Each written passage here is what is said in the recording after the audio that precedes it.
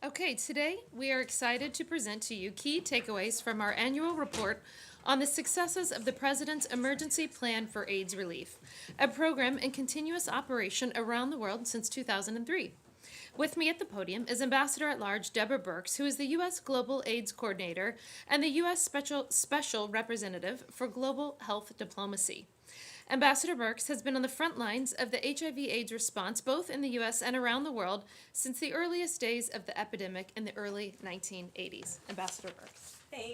Thank you, Morgan, and thank you all for coming this morning and for your interest in this issue. I'm going to end actually with a request to all of you.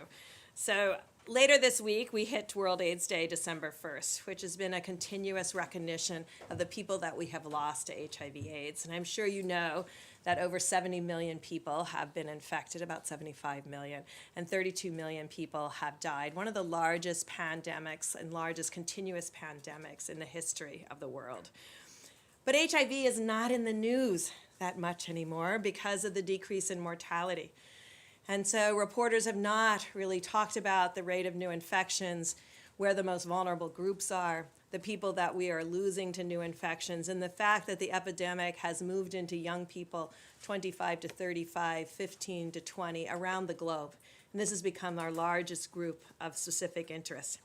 But today I want to talk about the progress, and the progress is quite remarkable. Under PEPFAR now about 15.7 million men, women, and children are on life-saving antiretroviral treatments so they can now thrive with the disease and be part of the economic development in their country. But critically, as we also treat individuals, we've been very much focused on prevention because we've been very concerned about the rate of new infections, particularly in young people. So we also announced today that we've done nearly 23 million voluntary medical male circumcisions.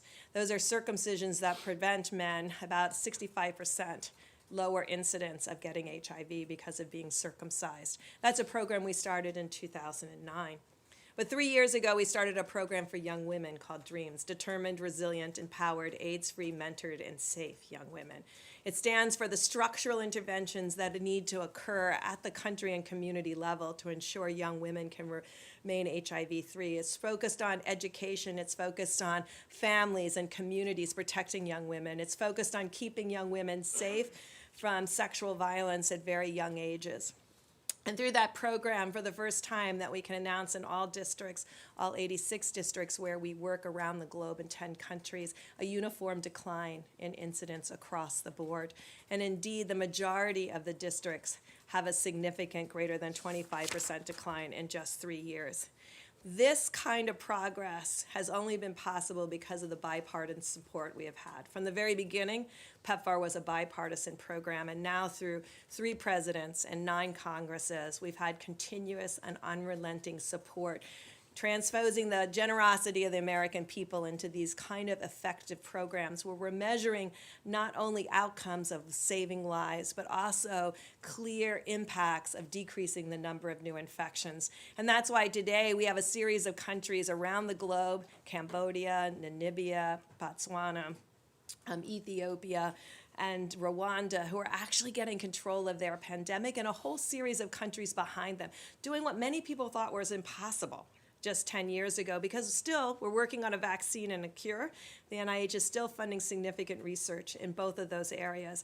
But to actually control an epidemic for which there is no cure and no vaccine, and actually decrease the impact that it's having on populations and communities through programs and tools that we have today, would have been considered impossible even a decade ago. And I think that's what happens when you have amazing communities and governments that we're working with, and of course all the agencies within the federal government that we work through, that really ensure that these programs reach the most vulnerable, the most in need, the young, the old, those who are at the far, far rural areas, and those who are in urban informal settlements. We've had to create a program that reaches everybody where they are in a client-centered way. And so this year's theme for World AIDS Day is controlling the epidemic community by community. And I think that really gives voice to why we are making the progress we are and what needs to be done in the future to ensure. So now it comes to you all and why I also wanted to be here today. HIV/AIDS has not been in the press, and when I talk to young people around the globe about their risk, they said if that was really true, if still 25% of the population in Eswatini or Lesotho had HIV, I would know. But the communication, we have not made it real to young people, and we've not made that absolute understanding that HIV is still a disease that kills people. It still is a disease that is incurable. Yes, we have drugs that will lengthen their lives and ensure they can thrive, but what would be better is if they never became infected. And I think making sure that country by country, community, that there's still HIV awareness, and awareness of where it is in their community, awareness about what their risks are, and awareness that there is both prevention and treatment tools that actually can change the course of this pandemic. So thank you for your time today. I really appreciate it, and I think we're going to field some questions. Yeah. Matt? Yeah. Let me just start by saying it's nice to hear someone affiliated with this administration call for more press coverage of something, considering the attention that that the fake news, alleged fake news, seems to get. And so it would be appreciated if you could spread the word a little bit more amongst your colleagues. On terms of AIDS and PEPFAR, I'm wondering if you have been able to see any kind of a change in your the result metrics from the shift in emphasis or the shift in the family planning money that this administration has instituted? Well, I think our secretary has asked us to be tracking that very carefully. He has done and issued one report. There's another report pending, because I think there always has been a concern is what impact does it have at the individual people's lives. Now, you'll be happy to know if you go to pepfar.gov, we have all of our data down to the site level. Testing data, treatment data, prevention data, all 55 to 60,000 sites. And we're tracking that very carefully to look for impact. There have been some subrecipients that had to be changed because they would not sign the Protecting Life Within Global Health Assistance, and those changes have been made. And so last year we've tested, I think, about almost 80 million people. So we don't see at the site level those kinds of impacts right now, but we watch for them, we track for them. So the services that are provided with the funding that you give, you can say they have not been affected. You haven't seen Currently, it. they haven't been impacted, but when there's a change, there may be, remember, we collect data quarterly, so we may see in a specific site a slight change that is immediately recovered. And that is something that the Secretary has been asking us to track to ensure that it hasn't impacted these life-saving programs. Connor? Thank you, Ambassador, for being here with us. Just a question about the President's initiative on eradicating HIV/AIDS domestically, proposing a couple million, $100 million to fund that, while continually proposing budgets that would dramatically decrease the funding overseas. Have you had any response from some of the nations that you work with? What kind of message that sends to them about the importance of treating the disease overseas versus here at home? Well, let's make it clear, we have been fully funded throughout the past 3 years. And I think what the issue you always have to account for, that has actually helped me in communication with governments to talk about how the expectation of this administration is that our programs become more and more impactful with the dollars we have. So it's allowed us, and we've been on basically a flat budget since 2009. In 2009, I think we had about 4 to 5 million people on treatment. We now have 15.7.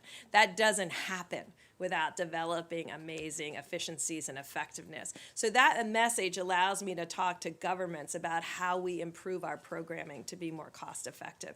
We're excited about the announcement in the United States because it's captured press attention again to raise awareness about this ongoing epidemic across the South. And it's an epidemic in young men of color that are, again, young, same issue we have globally. And that global domestic interchange of understanding how we have learned from working overseas and what can be translated domestically and what can be translated domestically to overseas is making both of our programs much more impactful. And so we're excited about that announcement and the focus it has been really brought a laser focus to what we need to do better. That's the kind of laser focus we bring globally.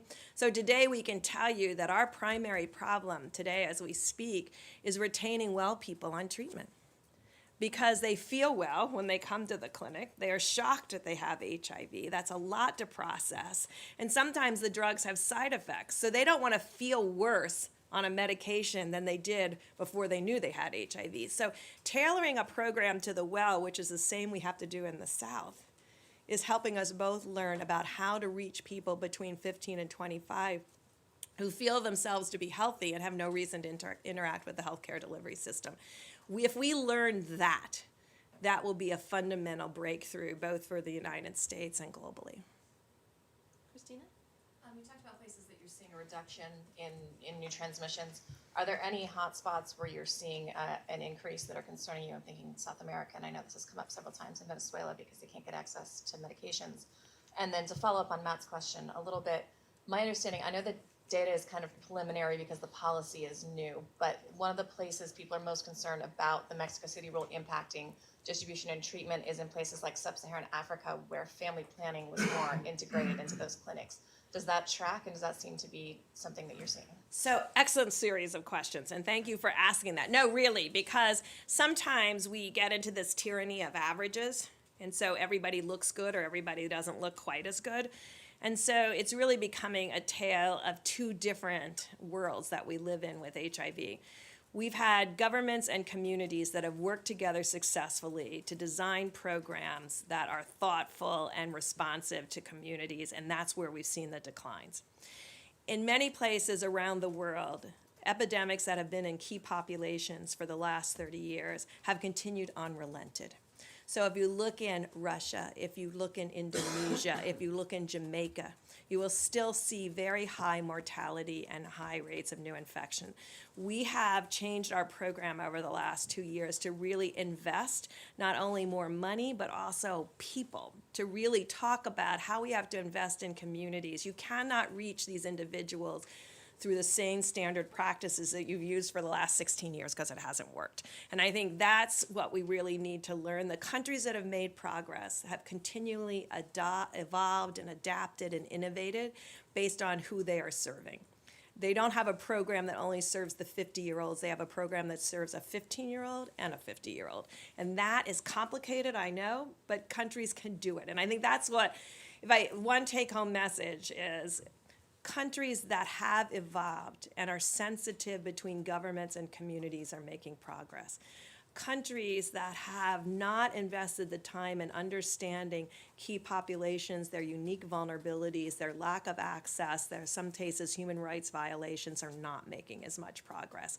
And as a global community, if you go to UNAIDS data 2019, they have a country spreadsheet for every single country, and you can see where mortality, death rate in HIV, and new infections has not changed in the last decade. And those are the countries both the Global Fund and PEPFAR are really focused on to ensure.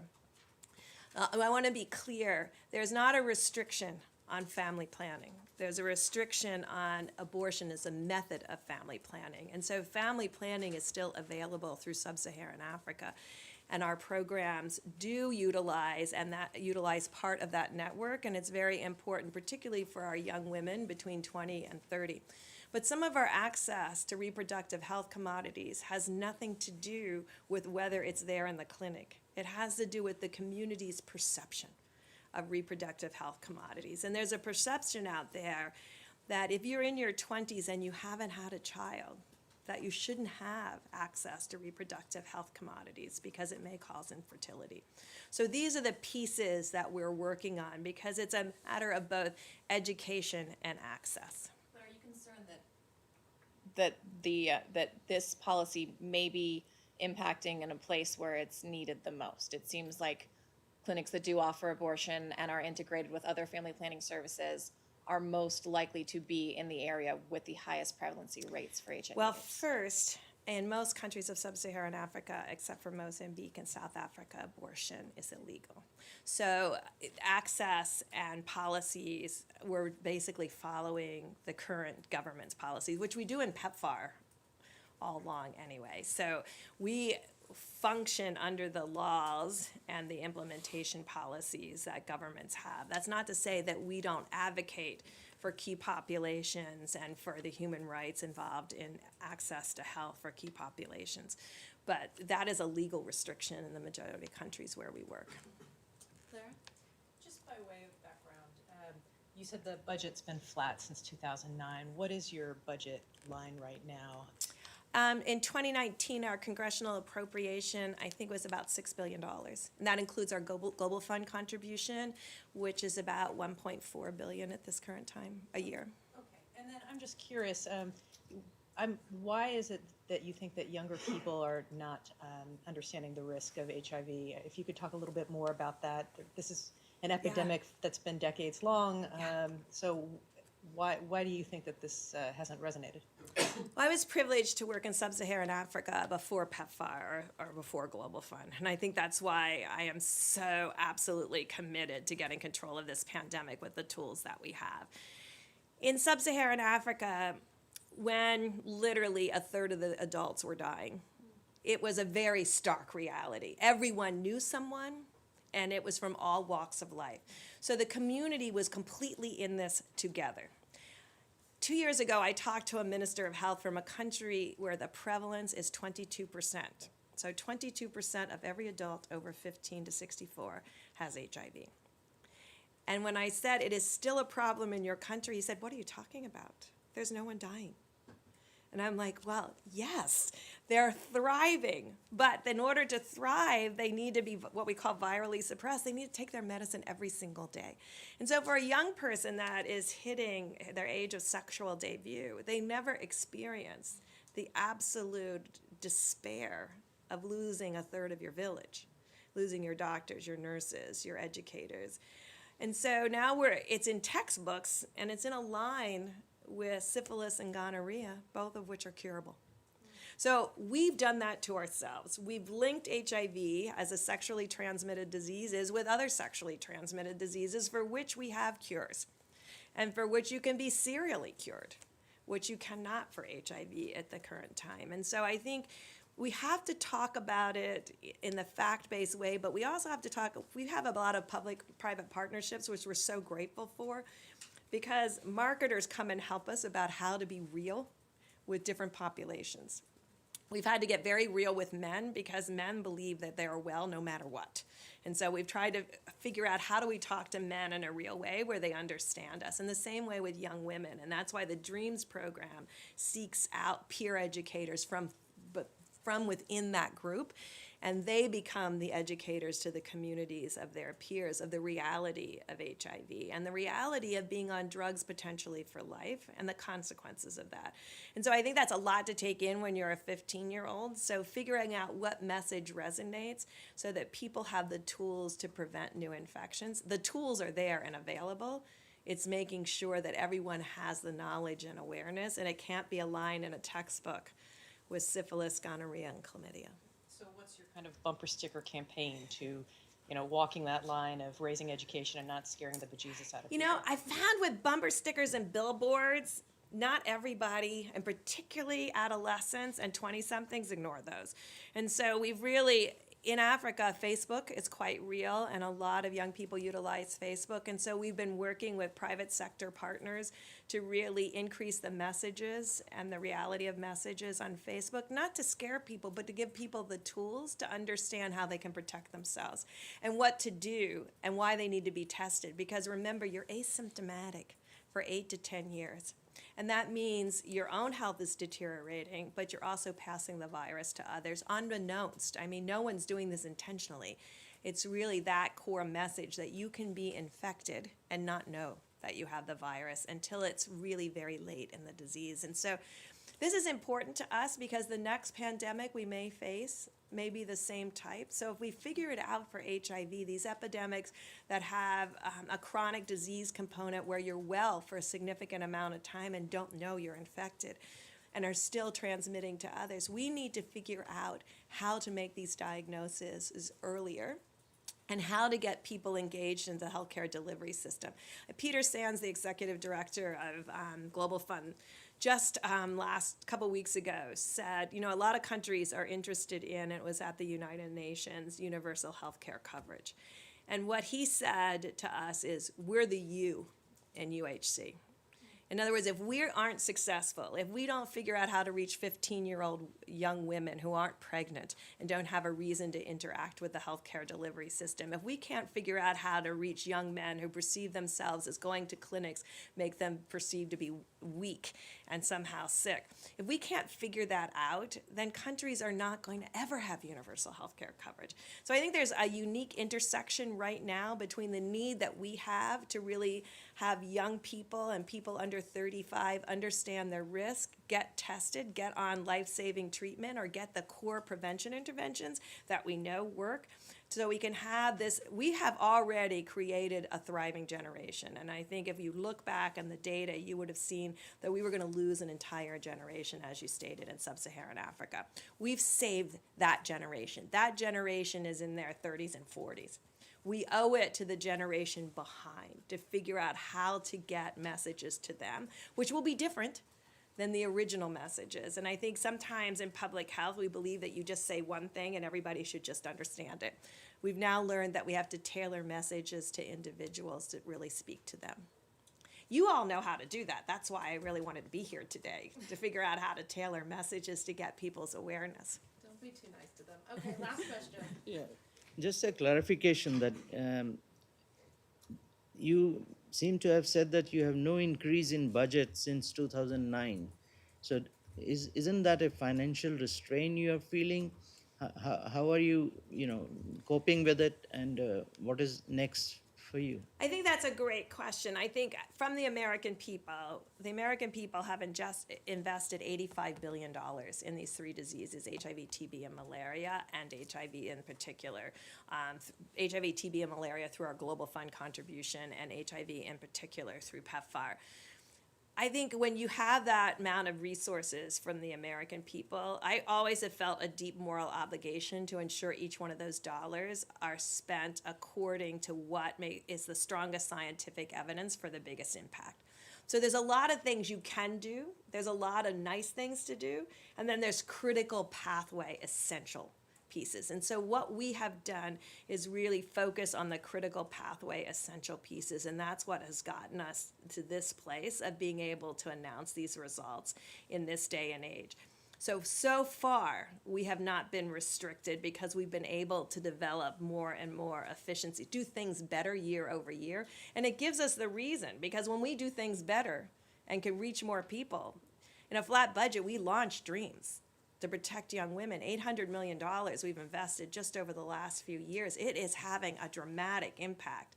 I couldn't have told you that 3 years ago because no one in the world had launched a comprehensive program for young women that was primarily structural. Many people said it couldn't be done. But we have amazing partners and amazing communities and governments that work with us, and we're getting it done. And so we don't let budgets restrict us. Okay, thank you. Thank you. It's great to see everyone.